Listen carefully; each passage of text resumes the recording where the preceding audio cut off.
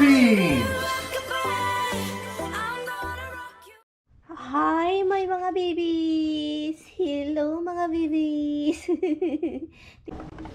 My love, I'm gonna harvesting again, my love. Did you read the messages? It was from Melanie. Ha? From Melanie. Okay guys, harvest tayo guys ng ating gulay na naman. Let's go. Let's go, let's go. Dito, tayo. Meron tayo kasi dito, look. Ang dami na naman. Ang dami.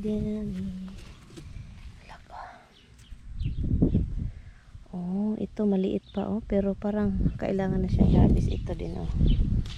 Kunin na natin sila kasi matanda na. Look. Oh, diba? Harvesting is life. Ito yung may mga gulay. Kailangan natin mag-harvest. Ito guys, oh. Ito dito tayo, look.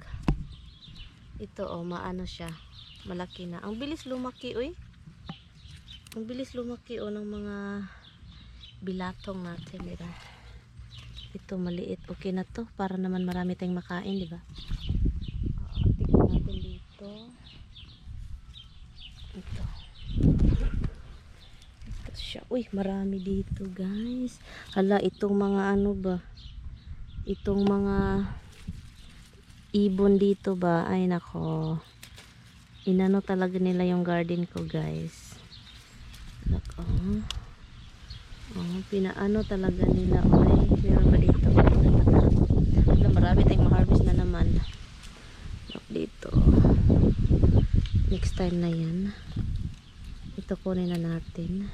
Ay, kunin na natin ito para makain na. Okay. Meron pa dito, be. Tignan natin. Uy, ang bilis, oh. Ang bilis. Ang saya, guys, mag-harvest pag may ano. Tanim, no? Parang, ang saya lang. Gusto ko talaga marami yung string beans, guys. Kasi isa talaga ito sa mga paborito kong gulay. String beans, look, oh. Ang dami, oh. Ang bilis lumaki. Kahapon lang kami nag-harvest. Meron pa dito. Meron pa dito. Oh, diba? Alin pa ba? Meron pa dito. Ano to? Ay, mali. Okay na to. Okay, diba? Look, oh. Ang bilis. Marami tayong makain sa laway. Bulang lang. Tignan natin dito. Meron dito. Dito din oh. Ito talagang mga ibon guys. Tignan niyo itong mga ibon ginawa nila oh.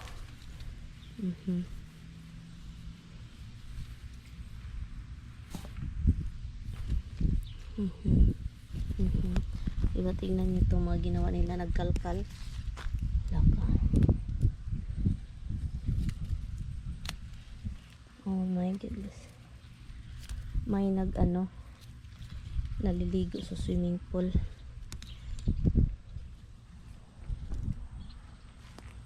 Okay, let's go.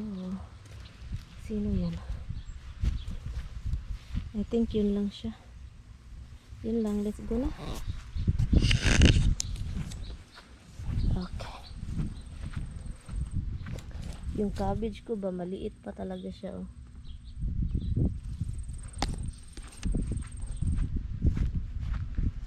Masarap sana ito oh. Oh my god, lagyan natin ito ha, na isave ko yan para sa salad. May naligo eh, yung kapitbahay namin ba naliligo, para siyang ano, parang karpa. ang hand, look, we just harvested yesterday, look. Very nice. That's all he can see, guys. String beans. Well, we knew there was a lot left. It was still skinny. But it's really fast, right? Yeah. Okay, let's go. Hugasan natin, guys. And niluto. O, diba? Yung kapitbahay namin, para siyang ano, para siyang karpa. Tak. Para lang ako yung maligo. Tak. So, ngayon, guys, ang saya kasi marami tayong na-harvest na naman. Ito na naman yung Pinay na walang magawa sa buhay. Luto tayo ng umagahan kasi po para maging masaya yung mga tiyan ng mga gutom na mga tao. So yun, ang giniluluto ko lang dito is itlog ni Mister. Kinukuha ko na naman yan. Joke lang yun guys. So ay, tignan natin si Tami dito. May naramdaman ata ito. Masakit daw yung ulo niya. So kaya, yun tignan natin kung okay lang ba siya. Ito, tulog pa rin siya. Oh, diba? Tulog na tulog. And then, pupukawin. Gisingin natin yan mamaya pagluto na yung itlog natin. Breakfast is ready. My husband's thing is always long. Long and yummy. Hey! Long and yummy. Look, mine is flat and fluffy.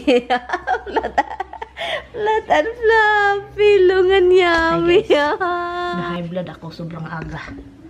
So, ginawa ko. Hindi nga ako nakatapos ng kain. Tinapon ko na. Na-high blood ako kay Tami.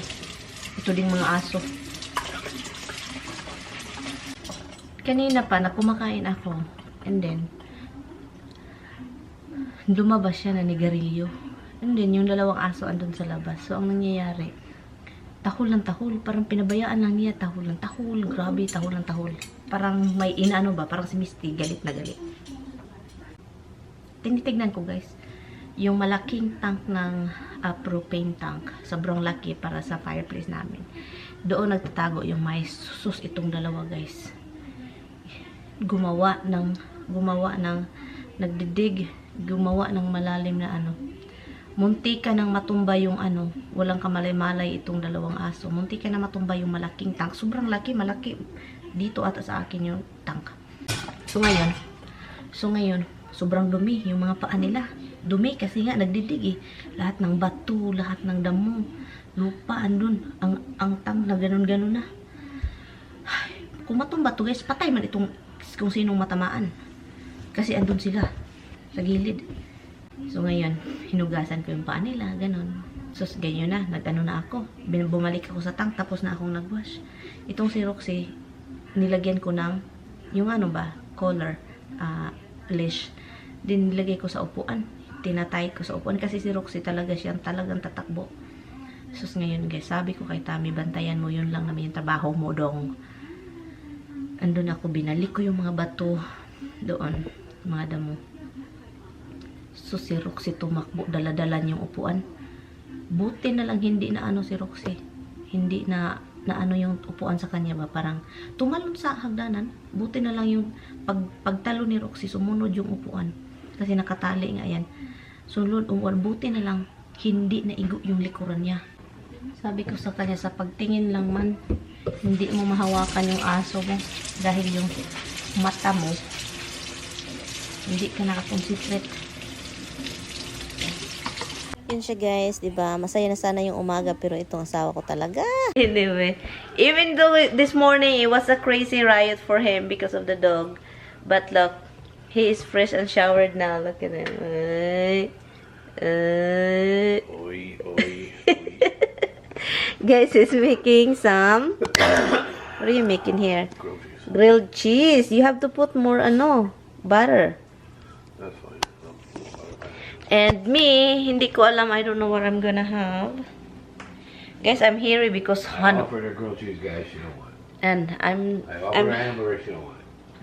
And I offered her all kinds of stuff. She don't want is the hamburger okay? it. Yes. Yeah, but that's gonna be. What are we gonna have for dinner, Han?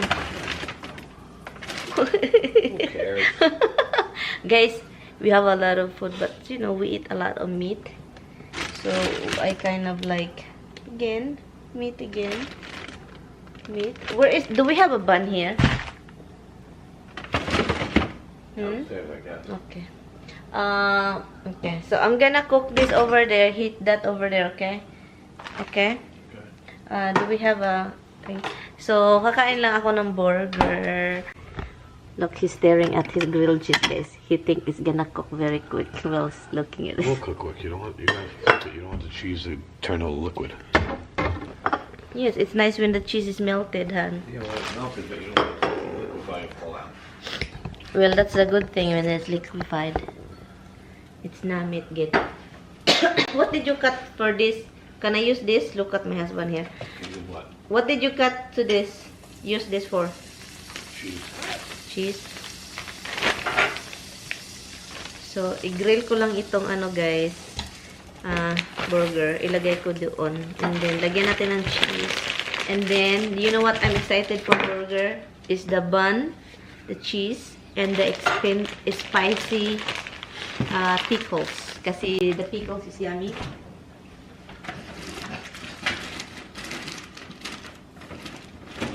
So, hintay-hintay lang tayo. And then next, I'm gonna put this.